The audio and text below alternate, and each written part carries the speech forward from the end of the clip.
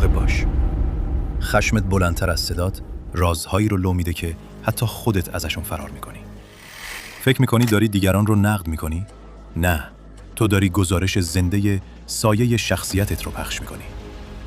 هر جا خشمگین میشی، همون جاست که بخشی از تو دفن شده و داره از زیر خاک علامت میده.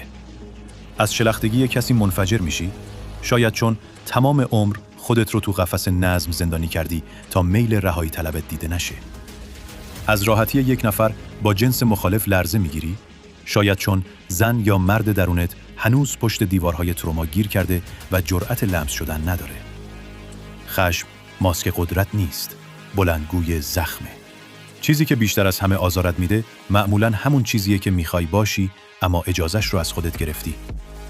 دنیا آینه نیست، اتاق بازجویی ناخودآگاهه و تو ناخواسته اعتراف میکنی. تهش یک حقیقت مهمتر هست. هیچ کس نمیتونه تو رو به اندازه سایه خودت عصبانی کنه. اگر اینو حس کردی، همین حالا لایک کن و کامنت بذار.